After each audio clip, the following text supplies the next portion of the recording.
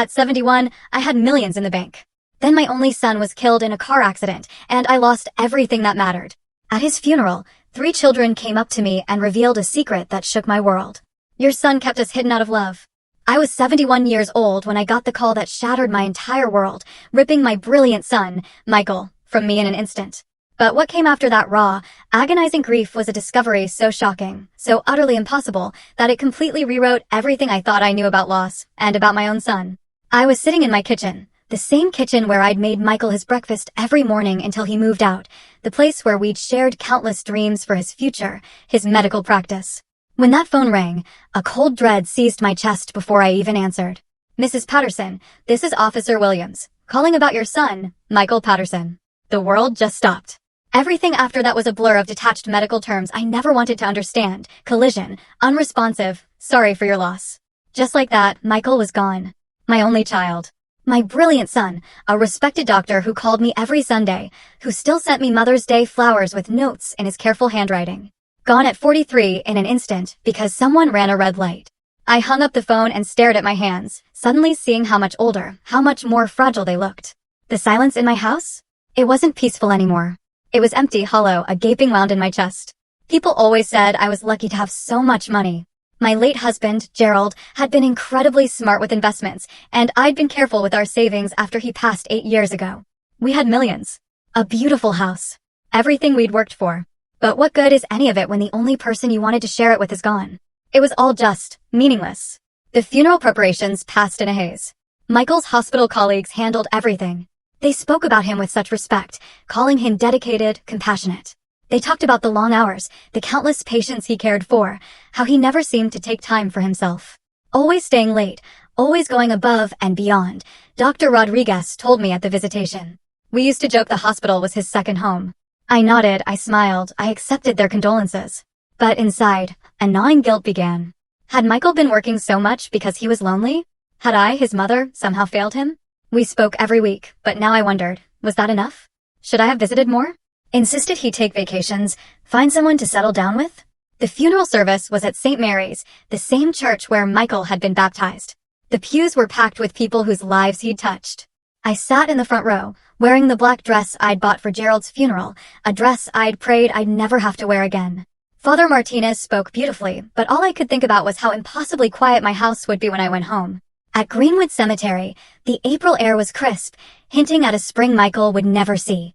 I walked slowly behind his casket, supported by my sweet neighbor, Mrs. Chen. As they lowered my son's casket into the earth, something inside me broke in a way I knew would never completely heal. This wasn't how it was supposed to be. Parents aren't supposed to bury their children. As the crowd began to leave, I noticed them. 3 small figures, standing at a distance near a big oak tree.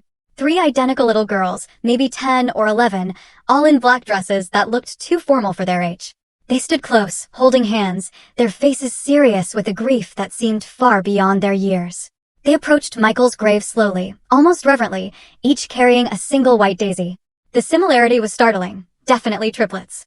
The same dark hair, serious brown eyes, delicate features. And then one of them spoke.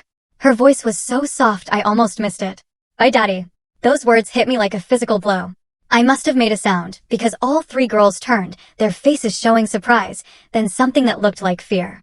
Without another word, they turned and ran, their small hands still clasped, disappearing behind the cars. I stood frozen. Had I imagined it? Had one of those children really called Michael Daddy? It was impossible. Michael didn't have children. He'd never even been married. He would have told me, wouldn't he? Mrs. Chin gently tugged my arm. "Marlene, dear, we should get you home." "Did you see those children?" I asked, my voice shaky. "What children, honey?" she said, looking around the now empty cemetery. "The 3 little girls. They were right here." Mrs. Chin looked at me with concern. "I don't see anyone, dear. It's just us." Maybe grief was playing tricks on my mind. But as we walked back to the car, I couldn't shake the image of those 3 identical faces. Or the sound of that small, sad voice saying, "Bye, Daddy." That night, alone in my living room, surrounded by sympathy flowers, the house felt impossibly quiet. My mind kept replaying the day, Michael's funeral, all the kind words, but always, it came back to those 3 little girls. If Michael had children, wouldn't I know? Wouldn't he have brought them to visit their grandmother? The idea was absurd. And yet, I thought about all those late nights Michael worked, all those medical conferences he attended, all those times he'd seemed distracted during our phone calls. Had there been something he wasn't telling me? A part of his life he'd kept hidden? The rational part of me insisted I was looking for mysteries where none existed. Grief could do that, make you imagine things. But I couldn't forget the way they'd looked at his grave, the careful way they'd placed those flowers, that small voice saying goodbye to someone they clearly loved. As I turned off the lights and headed upstairs, I made a decision. Tomorrow, I would go back to the cemetery. I needed to understand what I'd seen. Because if those children were somehow connected to Michael, if my son had secrets I never knew about, then maybe, just maybe, I wasn't as alone in this world as I thought. I didn't sleep that night. Every time I closed my eyes, I saw those three little faces, heard that whispered, "Bye, Daddy." By dawn, I was convinced I was losing my mind. Grief could do that, couldn't it? But I couldn't stay away from the cemetery. I started going every morning, at first telling myself I was just visiting Michael. But the truth was, I was looking for them. For a week, I saw nothing. Then, on a Wednesday morning, there they were again. I was kneeling by Michael's grave, arranging yellow tulips, his favorite color, when I saw movement near the oak tree. Three small figures in school uniforms, walking slowly, each carrying a single flower. In the morning light, I could see them clearly, identical triplets, around 10 years old, dark hair in neat ponytails. Their faces were so serious, so solemn. I stayed absolutely still, terrified I'd scare them away. I watched as they placed their flowers, red carnations this time, on the fresh earth. Then the girl in the middle spoke, her voice a tiny whisper, "We miss you, Daddy. Aunt Margaret says you're in heaven now." My heart stopped. There it was. Daddy. This wasn't my imagination. I must have made a sound, because all three girls looked up and saw me. Their eyes widened. We froze, staring at each other across my son's grave. The girl who'd spoken, she took a small step forward. She had the most serious expression, like a little leader. "Are you Daddy's mommy?" she asked, hesitantly. I couldn't speak. I just nodded, my throat too tight for words. The girls exchanged a silent, knowing glance. Then she spoke again. "I'm Faith," she said, polite but cautious. "These are my sisters, Hope and Joy. We were Daddy's daughters. Hope, Joy, Faith." The names hit me like a revelation. Now that I was looking, I could see it. Michael's eyes, the way they tilted their heads when they thought, just like him. "How old are you?" I managed to ask. 10, Faith answered. "We'll be 11 in September." 10 years old. Michael would have been 33 when they were born. I frantically searched my memory. Any signs? Anything different back then? Nothing. Where do you live?" I asked gently. Another worried look passed between them. "With Aunt Margaret," Faith said finally. "She takes care of us now." "And where is Aunt Margaret today?" "She's at work. She cleans offices downtown. We're supposed to be at school, but..." Hope's voice trailed off. "But we wanted to visit Daddy," Joy finished, her voice softer than her sister's. This was the first time I'd heard her speak. I looked at these three beautiful children, my son's daughters, and felt a tsunami of emotions. Joy, confusion, anger that I'd never known about them, and heartbreak that Michael was gone before I could properly meet them. "Does Aunt Margaret know you're here?" Faith shook her head. "She said we shouldn't come anymore. She said it was too sad. But we had to say goodbye," Hope added. "We didn't get to before he went to heaven." I knelt down to their eye level. "What do you mean you didn't get to say goodbye?" "Daddy was supposed to come see us that weekend," Joy explained, her eyes welling up. "But then Aunt Margaret got a phone call and started crying, and she told us Daddy had an accident." The weekend of the accident. Michael had canceled our usual Sunday dinner, saying he had something important to do. "Did you see your daddy often?" I asked carefully. "Every other weekend," Faith said. "And sometimes he would take us to the park after school. He taught us how to ride bikes and how to make pancakes. He read us stories, too," Hope added, "really good ones about princesses and dragons. And he always brought us presents," Joy said with a small smile. "Nothing fancy, just little things. Coloring books and hair ribbons. Once a puzzle with 100 pieces." Tears stung my eyes. These children clearly loved Michael, and he had been a part of their lives in ways I'd never known. How had he kept this secret for 10 years?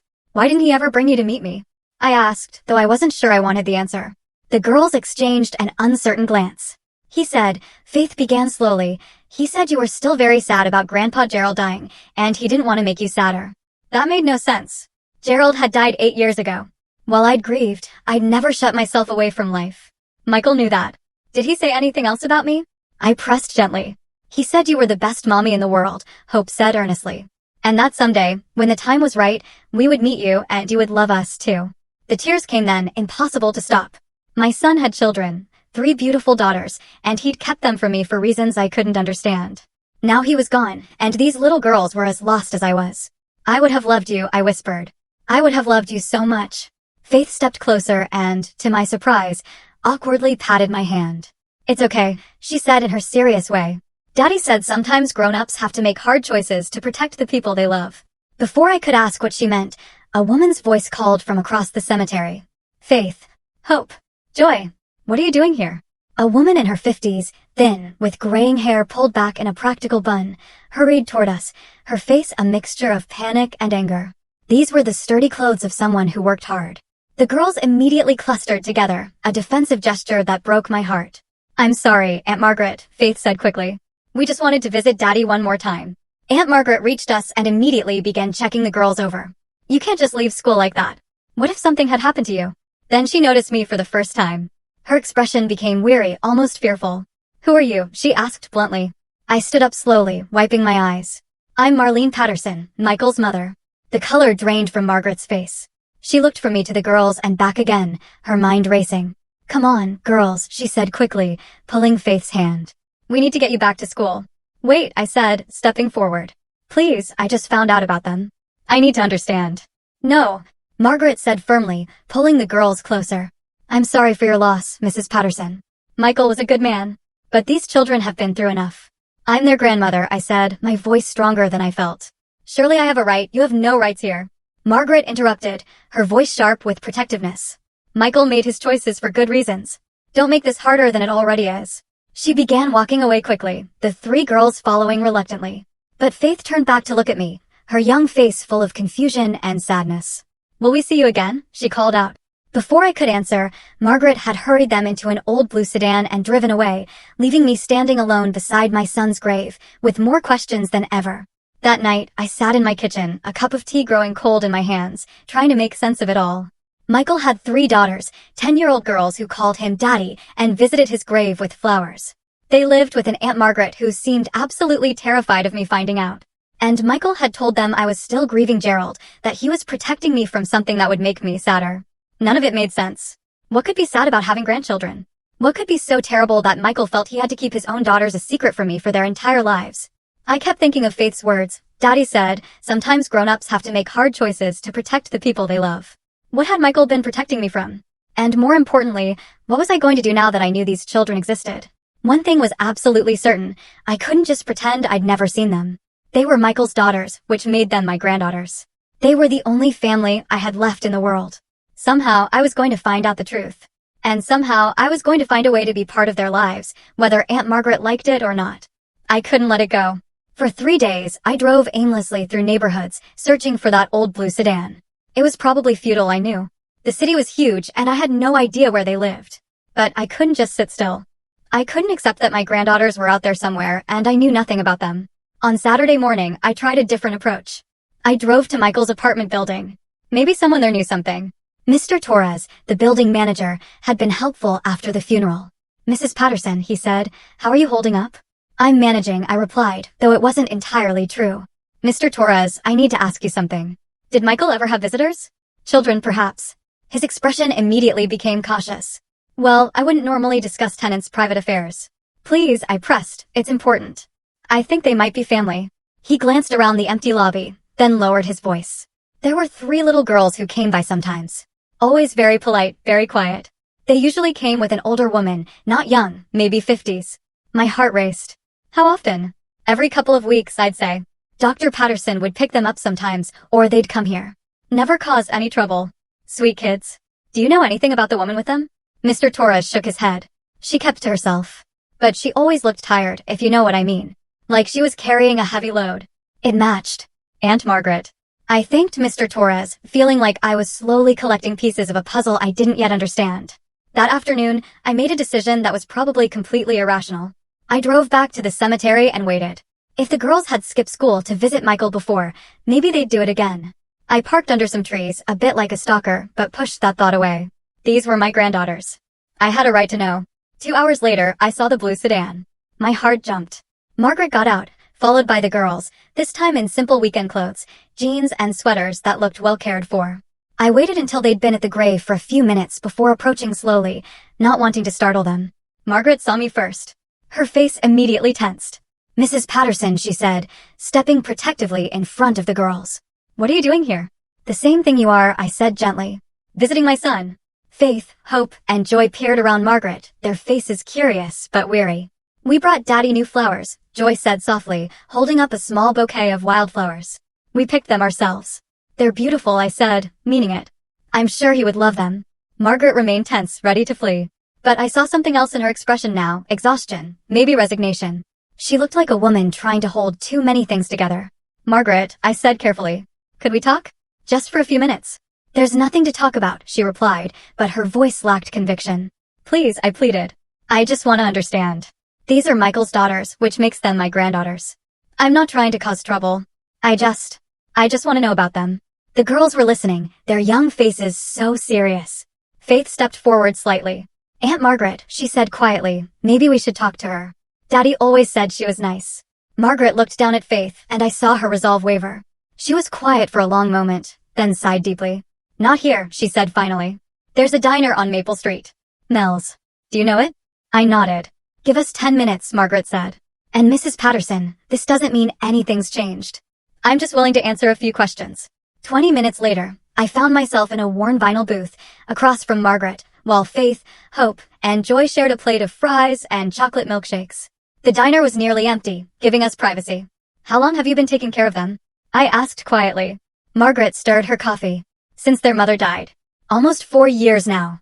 For years. Their mother died when they were only 6. Margaret nodded. Sarah was my sister. She had some problems. Health problems mainly. Michael helped her as much as he could, but when she passed, there was nobody else. I looked at the 3 girls, giggling quietly. They seemed happy enough, but there was a carefulness in their actions, as if they were used to not drawing too much attention. What kind of health problems? I asked. Margaret's expression became guarded again. That's not really. Look, Mrs. Patterson, I understand you want to know, but some things are private. I'm their grandmother, I said, struggling to keep my voice calm.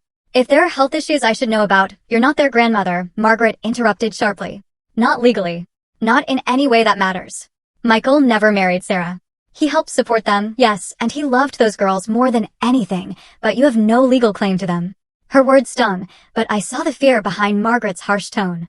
She was protecting the girls the only way she knew how. I'm not trying to take them away from you, I said softly. I can see that you love them. But Margaret, I'm 71 years old. Michael was my only child. These girls are the only family I have left. Margaret looked at me for a long moment. I saw something shift in her expression. Maybe she recognized the profound loneliness in my voice, or perhaps she was just tired of carrying all this responsibility alone. Sarah had a genetic condition, she said finally, her voice barely a whisper. Something that affects the muscles, makes them weak over time. It's rare, and it's hereditary. My stomach dropped. I looked at the 3 girls, studying their faces. They seemed healthy enough, but I realized I didn't know what to look for. Do the girls have it too? I asked. Margaret's eyes filled with tears. 2 of them do. Hope and Joy. Faith seems to be clear, but we won't know for sure until they're older. The air seemed to leave the room. My granddaughters, 2 of them, had inherited a genetic condition that would weaken their muscles over time. How bad is it? I whispered. It's manageable with the right care, physical therapy, medications, monitoring, but it's expensive. Really expensive. Michael was helping with the medical costs. But now, she didn't need to finish. Now Michael was gone, and she was managing everything on her own. I looked at Hope and Joy again, seeing them with new eyes. They did seem a bit more careful in their movements than Faith. And now that I was looking for it, I could see that they tired more easily. Joy was leaning against the booth, as if sitting upright took effort. Is that why Michael kept them secret from me? I asked. Because of their condition? Margaret nodded slowly. He said you'd already been through enough sadness in your life. He didn't want you to have to worry about sick grandchildren on top of everything else. He thought it would be too much for you. A flash of anger, even at my dead son. Too much for me? Did he really think I was so fragile I couldn't handle loving children who needed extra care? But then I looked at Margaret's exhausted face, at the careful way the girls moved, at the crushing weight of responsibility on this woman trying so hard to do right by them. And I began to understand. Michael hadn't been protecting me from sadness. He'd been protecting me from heartbreak. And perhaps, protecting the girls from having to deal with another adult who might not be able to handle their condition. What kind of care do they need? I asked. Margaret looked surprised by the question. Physical therapy twice a week, regular checkups with specialists, medications to slow the progression. It's not just the money, though that's a big part of it.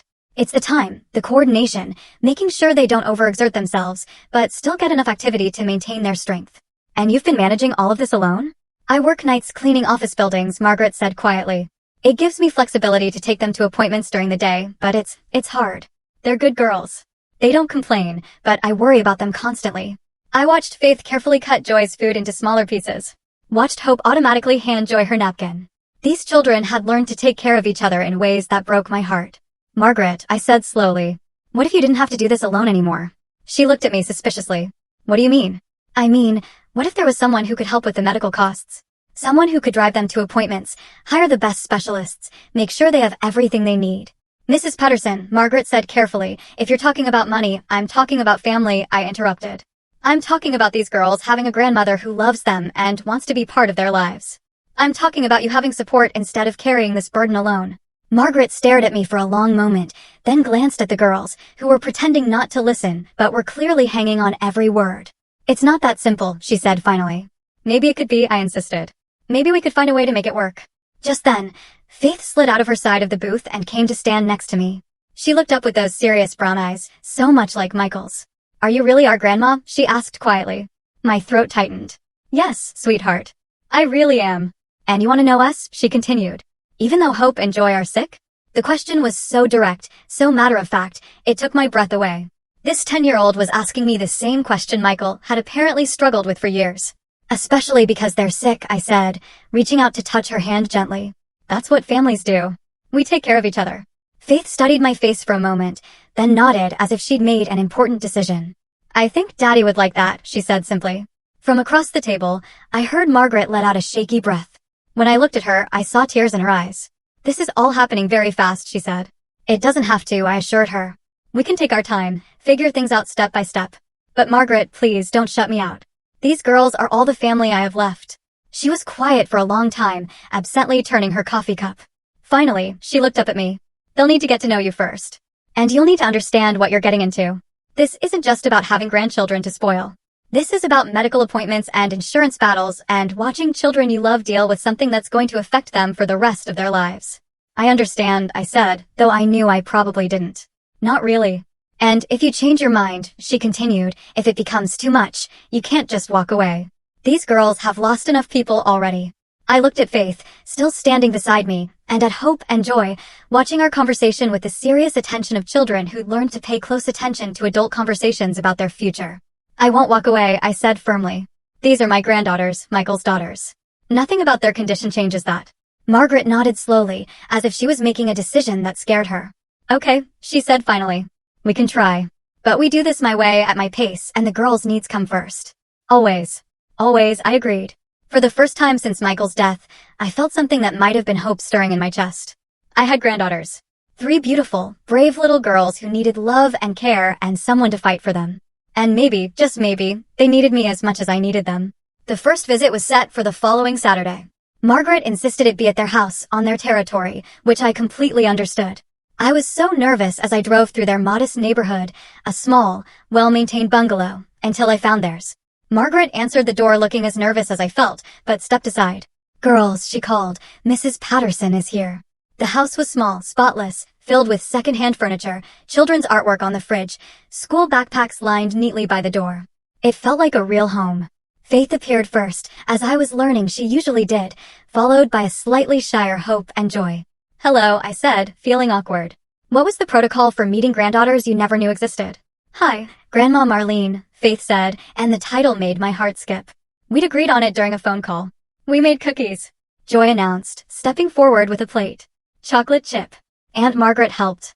They were slightly lopsided, probably too many chocolate chips, but they tasted wonderful. Margaret gestured to the living room. The girls wanted to show you some things. We settled on the couch, Faith on one side, Hope on the other, Joy curled in an armchair. Margaret remained standing, watching carefully. We made you a book, Hope said, pulling out a construction paper creation held together with yarn. It's about our family. I opened it carefully. The first page had a crayon drawing of a man labeled Daddy. The next showed 3 little girls. This is us when we were 7, Faith explained. That's when we all learned to ride bikes. Daddy taught us in the park. As we turned the pages, their life unfolded in crayon and marker. Mommy, who disappeared after a certain point, Aunt Margaret in her work clothes, Michael, present in almost every picture, teaching them to cook, reading stories, pushing them on swings. Daddy said you lived far away, Joy said, as I studied a drawing of them around a birthday cake, but that someday we might meet you. I didn't live far away, I said gently. I just didn't know about you. But I wish I had. I would have loved to be part of all these wonderful times. Hope leaned against my arm. She was smaller than her sisters, I noticed, and seemed to tire more easily. Are you really rich? Faith asked, with the directness only children possess. Faith. Margaret scolded, but I held up a hand. It's okay. Yes, I suppose I am. Your grandfather and I were very careful with money, and when he died, he left me well provided for. Daddy said rich people sometimes don't like poor people, Joy said matter-of-factly, but he said you weren't like that. Your daddy was right, I said, wondering what experiences had led Michael to have that conversation with them. Having money doesn't make someone better or worse. It just means they have different responsibilities. What kind of responsibilities? Hope asked sleepily. Well, if you have more than you need, I think you should help people who don't have enough. Like how you three take care of each other. Faith nodded seriously. That makes sense. We spent the next hour looking through photo albums. Pictures of the girls at various ages, always together, often with Michael. Gardening, zoos, museums, homework. What struck me most was how happy he looked in these pictures. A lightness in his face that I realized had been missing in recent years. Not that he'd seemed unhappy with me, but something different in these photos. An unguarded joy.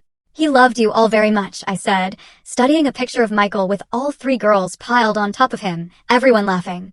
He said he loved us as much as all the stars in the sky, Joy said. And that even when we couldn't see him, he was always thinking about us. I felt tears threatening, but blinked them back. This wasn't the time for my sadness. As the afternoon wore on, I noticed things that confirmed what Margaret had told me. Hope and Joy tired more easily. Their movements were slightly less coordinated. Hope had to rest after just a few minutes of jumping. Joy's hands shook slightly when she was concentrating on coloring. But what impressed me most was how naturally Faith cared for her sisters. She made sure Hope had a pillow, helped Joy with a stubborn crayon, all without making a big deal of it. These children had learned to be a team in a way that was both beautiful and heartbreaking. Around 4, Joy's energy flagged completely. She curled up in my lap without asking, as if it was the most natural thing in the world. Someone's getting tired, Margaret observed. I'm not tired. Joy protested, but her eyes were drooping. It's okay to be tired, sweetheart, I said, stroking her fine, soft hair, just like Michael's had been. Will you tell us a story? Hope asked, snuggling closer. I looked at Margaret, who nodded. Tell us about when Daddy was little, Faith requested. So I found myself sharing memories of Michael's childhood, collecting bugs, trying to bathe the cat, learning to cook. The girls listened with rapt attention, especially when I told them about Michael's determination to become a doctor after our neighbor had a heart attack. Daddy said he wanted to help people feel better, Hope said drowsily. He did help people, I assured her. He was a wonderful doctor, and he was a wonderful father to you three. By the time I finished, Joy had fallen asleep in my lap. Margaret approached quietly. I should put her down for a nap. Can I carry her? I asked softly. Margaret hesitated, then nodded. I lifted Joy carefully, surprised by how light she felt. She stirred, but didn't wake as I followed Margaret to a small bedroom with bunk beds, children's artwork covering the walls. I laid Joy gently on a lower bunk, and Margaret covered her with a soft blue blanket. She naps most afternoons, Margaret whispered. The condition makes her tire easily. Back in the living room, Faith and Hope were looking through more photo albums. Can we show her the videos? Faith asked Margaret. Videos? I said. Margaret looked uncertain. Michael used to record videos for them. Messages for when he couldn't visit. Please. Hope said. I want Grandma Marlene to see them. Margaret sighed and retrieved a tablet. She scrolled through files, then selected one. Michael's face appeared on the screen, and my breath caught. He was sitting in his apartment, smiling at the camera. Hi, my beautiful girls, his recorded voice said. I'm sorry I can't be with you today, but I wanted to tell you a story. For the next 10 minutes, I watched my son tell an elaborate fairy tale about 3 princess sisters. He used different voices, made silly faces. Faith and Hope giggled, even though they'd clearly seen this video countless times. At the end, Michael's expression became serious. Remember, he said, looking directly into the camera, you 3 are the most important things in my whole world. I love you more than all the stars in the sky, and nothing will ever change that. Be good for Aunt Margaret. Take care of each other. And remember that Daddy is always thinking about you. The video ended. We sat in silence for a moment. I was crying and I didn't care who saw. He made lots of videos, Hope said quietly. For when we missed him too much. He was a good daddy, Faith added, leaning against my shoulder. Yes, I managed to say. He was. Margaret sat down across from us, and for the first time, she looked less guarded. This is hard for me, she admitted. I've been their whole world for 4 years. The idea of sharing them, it scares me. I don't want to take them away from you, I said. Honestly, I can see how much you love them and how much they love you. But Margaret, wouldn't it be easier if you had help? She was quiet for a long moment. Their next round of medical appointments is coming up. Hope needs to see the neurologist, and Joy's physical therapy evaluation is due. The insurance company is fighting some of the coverage. What if I handled that? I offered. What if we got them the best doctors, the best care, without worrying about insurance companies or costs? I can't let you just pay for everything, Margaret said. That's not fair to you. It's not about fair, I said. It's about family. These girls are Michael's daughters. They're my granddaughters. Taking care of them is something I want to do. Faith had been listening to our conversation intently. Aunt Margaret, she said quietly, maybe it would be good to have help. You've been really tired lately. Margaret looked at Faith with surprise, and I realized these children were far more aware of the adult struggles than we probably wanted them to be. We don't want you to be sad and tired all the time, Hope added. Maybe Grandma Marlene could help make things easier. Looking at these two little girls trying to take care of the woman who'd been taking care of them, I felt something shift in my chest. This wasn't just about me gaining granddaughters, or even about honoring Michael's memory. This was about a family that desperately needed help, and I had the resources to provide it. What if we started small? I suggested. What if I helped with the next round of appointments, just to see how it goes? Margaret looked at Faith and Hope, who both nodded encouragingly. Then she looked at me with an expression that was part hope, part fear. Okay, she said finally. We can try that. As I prepared to leave that afternoon, Joy woke from her nap and insisted on walking me to the door. All three girls hugged me goodbye, and Faith slipped a small piece of paper into my hand. It's my phone number, she whispered. In case you want to call us. I looked at the carefully written numbers in a 10-year-old's handwriting and felt my heart swell. I would love to call you, I whispered back. As I drove home, I thought about everything I'd learned. These children were remarkable, not just in spite of their challenges, but because of how they learned to face them together. They were Michael's daughters in every way that mattered, shaped by his love, even in secret. But what struck me most was how naturally we'd all fallen into being together. It hadn't felt awkward or forced. It had felt like family. That night, I called the number Faith had given me. Margaret answered and handed the phone over without hesitation. Grandma Marlene. Joy's voice came through the speaker, full of excitement. Did you get home okay? I did, sweetheart. Thank you for a wonderful afternoon. Will you come see us again? Hope asked. As often as you'll have me, I promised, and I meant it. Whatever challenges lay ahead, medical appointments, insurance battles, difficult days, I was committed. They were my family, and family took care of each other. It was exactly what Michael would have wanted, even if he'd been too afraid to make it happen himself. 3 weeks into our new routine, I thought I was starting to understand the reality of Hope and Joy's condition. I'd accompanied them to physical therapy, watched them take medications, learned to recognize when they needed to rest. I'd even started researching their specific type of muscular dystrophy, trying to educate myself. But I wasn't prepared for what Dr. Chen told us during what I thought would be a routine checkup. I need to discuss some test results, she said, settling behind her desk. Margaret, the girls, and I sat in the cramped examination room. Hope and Joy were coloring quietly. Faith sat protectively between her sisters. The genetic testing we did last month has given us some important information, Dr. Chen continued, her voice carefully measured. As we suspected, Hope and Joy do carry the genetic markers for the muscular condition. But there's something else. Margaret leaned forward, her face tense. What kind of something else? The progression appears to be more aggressive than we initially thought. Without intervention, both girls may experience significant mobility issues within the next few years. The room went quiet, save for the soft scratching of crayons. I felt like I couldn't breathe. What kind of intervention? I managed to ask. There's an experimental treatment program at Johns Hopkins, Dr. Chen explained. It's showing promising results for children with this specific genetic variant, but it's intensive. The girls would need to be there for several months, possibly longer. Months? Margaret's voice was barely a whisper. I can't. I don't have the resources for that kind of. The program covers most medical costs, Dr. Chen interrupted gently. But there would be living expenses, lost wages, the logistics of relocating temporarily. I looked at Hope and Joy, still focused on their coloring books, blissfully unaware that their futures were being discussed. Faith, however, had stopped coloring and was listening intently. What happens if they don't get this treatment? I asked, afraid of the answer. The condition will continue to progress. They'll likely need wheelchairs within 5 years, possibly sooner. Their life expectancy, Dr. Chen hesitated. It would be significantly shortened. Margaret made a small, broken sound. I reached over and took her hand, feeling it tremble. But with the treatment? I pressed. The early results are very encouraging. Some children have shown marked improvement. Others have had their progression halted entirely. It's not a cure, but it could give them decades of additional mobility and independence. Faith had put down her crayon completely. She stared at the doctor with those serious brown eyes. Are you talking about hope and joy? She asked quietly. Dr. Chen looked at Margaret, who nodded reluctantly. We'd agreed early on that the girls should be included in age-appropriate discussions about their health. Yes, sweetheart. We're talking about a special program that might help them stay stronger for longer. Would they have to go away? Faith asked, and I heard the fear in her voice. For a while, yes, but not alone. They would need someone with them. Faith looked at Margaret with an expression far too mature for a 10-year-old. Aunt Margaret can't leave work for that long. Margaret started to speak, but Faith continued with the brutal honesty of a child who'd learned to face difficult realities. And we can't afford it anyway.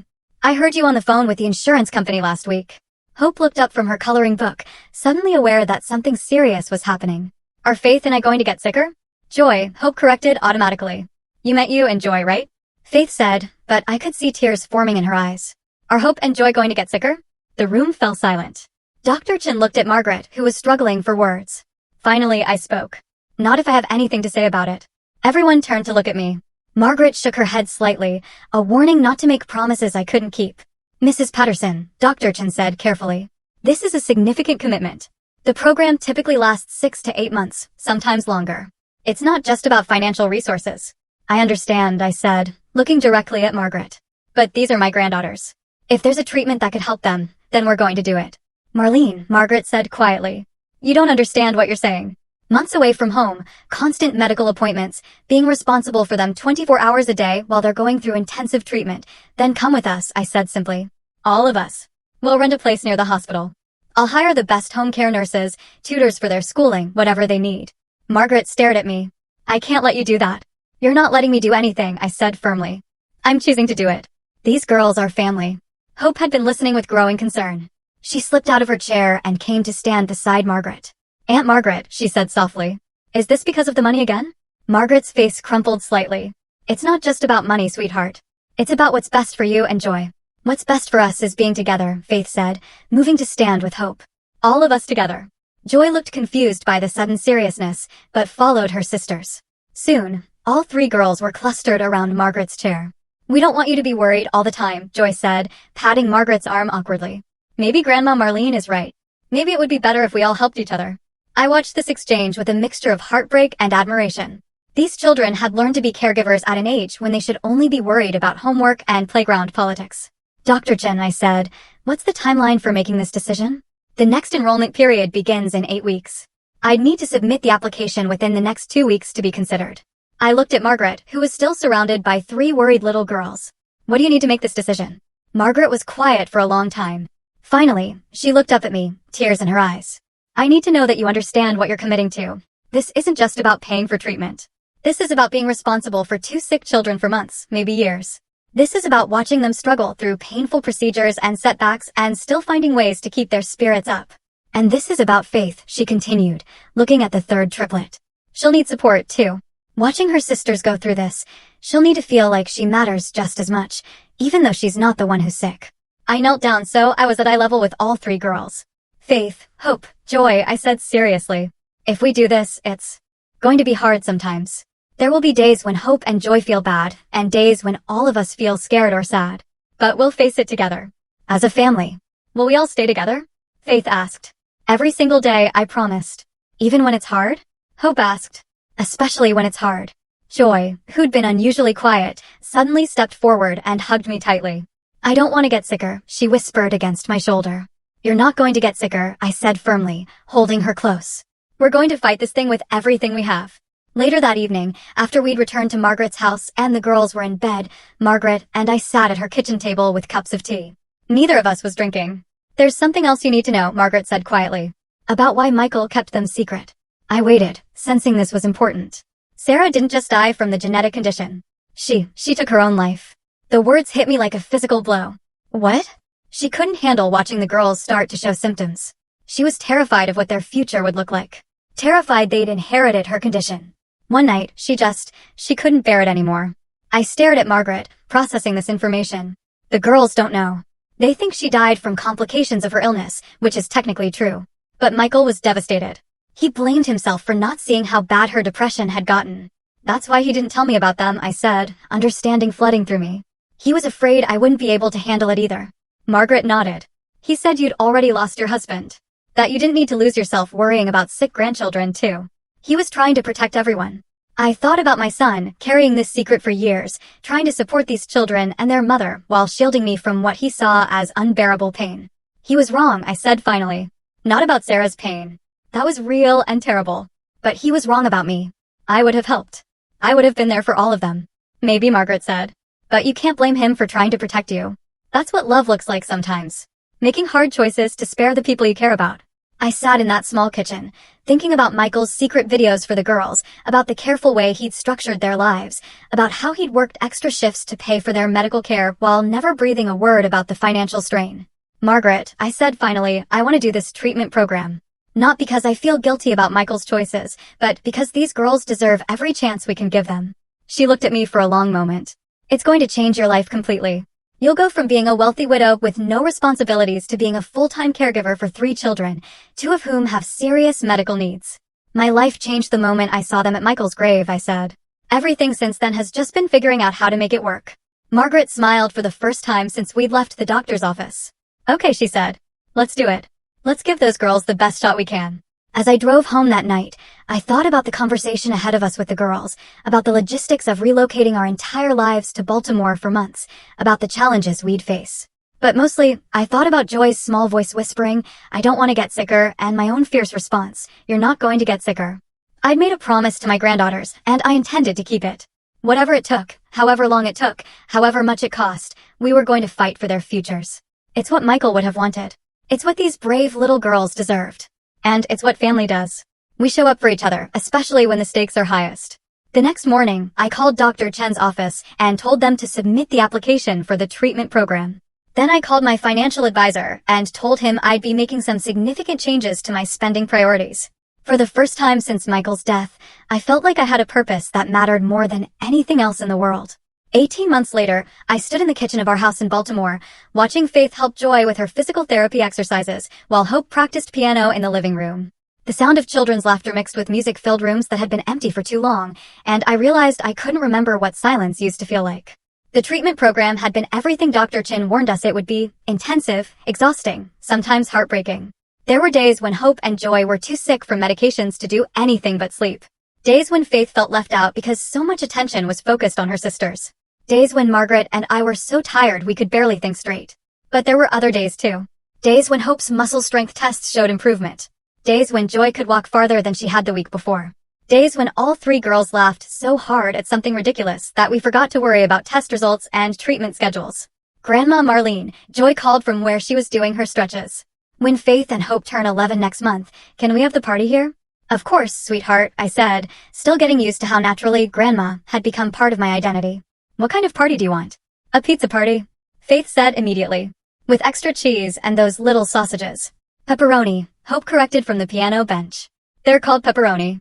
I smiled at their constant corrections of each other, a habit that had become one of my favorite things about their sisterly dynamic.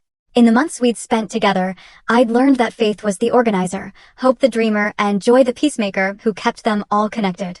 Margaret appeared in the doorway, home from her new job at the hospital's patient advocacy office, a position we'd found through Dr. Chen's connections. It allowed Margaret to use her experience with medical bureaucracy to help other families navigate the system. More importantly, it gave her a sense of purpose beyond just caring for the girls. How did therapy go today? She asked, accepting the cup of coffee I handed her. Joy walked 3 more steps than yesterday, Faith reported proudly. And Hope played that hard song all the way through without stopping. The progress had been slow but steady. Hope's condition had stabilized completely. Her muscle function was actually better now than when we started. Joy's improvement was more gradual, but she was defying every pessimistic prediction the doctors had made about her mobility. More importantly, both girls had learned that their condition didn't define them. Hope was becoming an accomplished pianist, something she'd never had the energy to pursue before treatment. Joy had discovered a talent for storytelling and was already talking about writing books when she grew up. Speaking of the party, Margaret said, settling into her chair at our kitchen table, I got a call from Dr. Chen today. She wants to include the girls in a case study about the treatment program. What does that mean? Faith asked, immediately. Alert. It means Hope and Joy's progress has been so good that other doctors want to learn from it, I explained. To help other children who have the same condition. Would we have to do anything different? Hope asked, pausing her piano practice. Just some extra tests and interviews, Margaret said. Nothing painful or scary. They want to document how well you're both doing. The girls exchanged glances, that silent communication they'd perfected. If it helps other kids, Joy said finally, we should do it. Definitely. Right, Faith? Faith nodded seriously. We know how scary it was when we first found out about the treatment. If we can help other families not be so scared, we should. I watched this exchange with the same mixture of pride and heartbreak I felt almost daily. These children had developed a maturity and compassion that came from facing serious challenges together.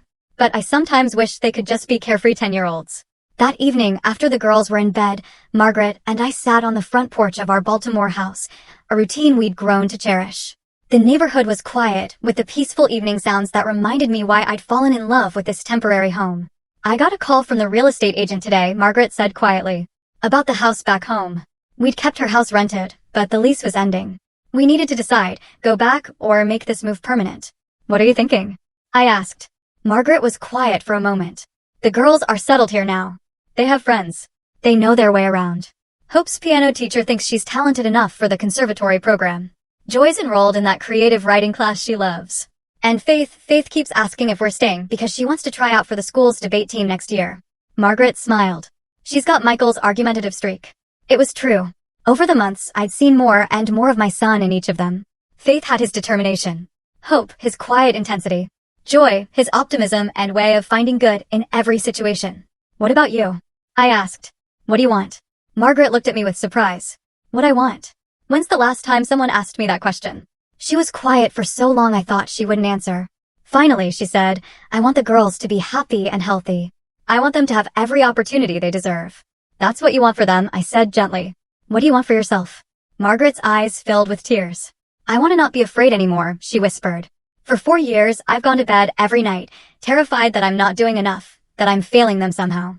For the first time since Sarah died, I feel like maybe I'm not carrying this alone. I reached over and took her hand. You're not carrying it alone. You haven't been for months now. I know, she said. And that scares me too. Because what if something happens to you? What if you decide this is too much? Those girls have already lost too many people. It was a conversation we danced around for months, but never addressed directly. Margaret's fear of abandonment was as real as the girls' medical needs. Margaret, I said firmly, I'm not going anywhere. These children are my family now. You're my family now. Whatever happens, we face it together. She squeezed my hand tightly. So, we're staying in Baltimore? If that's what's best for the girls, I confirmed. Then yes, we'll make it official. The next morning, I found myself in the unusual position of having 3 10-year-olds help me make a major life decision. We sat around the breakfast table with our pancakes and orange juice, and I laid out the choice. We can stay here in Baltimore permanently, I explained, or we can move back to Aunt Margaret's house and visit here regularly for your medical checkups. What do you want to do, Grandma Marlene? Faith asked.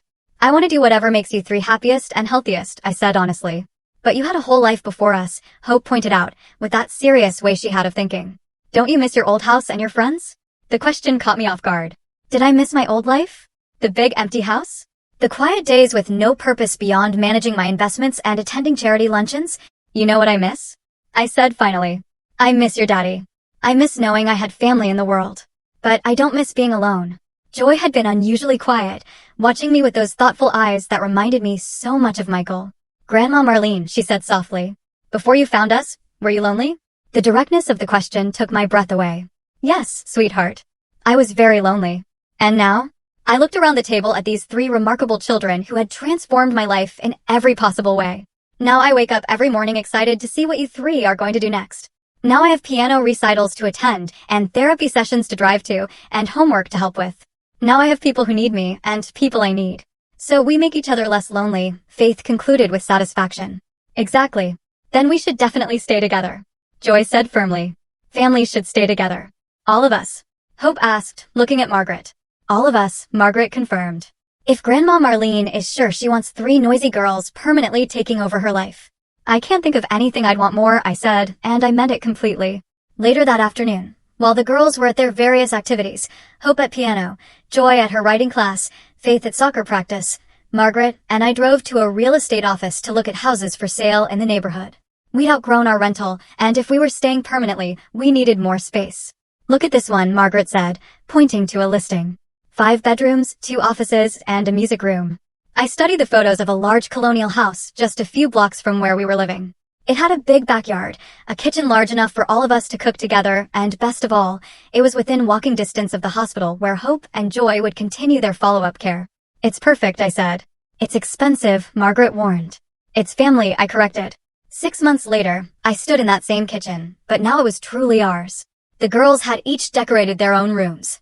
Margaret had turned one of the offices into a study space where she was taking night classes to become a certified patient advocate. And I had converted the music room into a library where we read together every evening. The walls were covered with artwork the girls had made, photos from our Baltimore adventures, and report cards that showed all 3 girls thriving in their new schools. Hope's piano was in the corner where she practiced every day with the dedication Michael had shown to his medical studies. Joy's stories were pinned to a bulletin board, each one more creative than the last. Faith's debate team trophies sat on the mantelpiece next to photos of all of us together. But my favorite addition to the house was a small framed photo on my nightstand. Margaret had found it among Sarah's things and given it to me for Christmas. In it, Michael is reading to all 3 girls, piled around him like puppies. Everyone is laughing, and the joy on my son's face is unmistakable. I understood now why he'd kept them secret. He hadn't been trying to hurt me or exclude me. He'd been trying to protect everyone he loved from a pain he thought might be unbearable. He'd been wrong about what I could handle, but he'd been absolutely right about how much there was to love.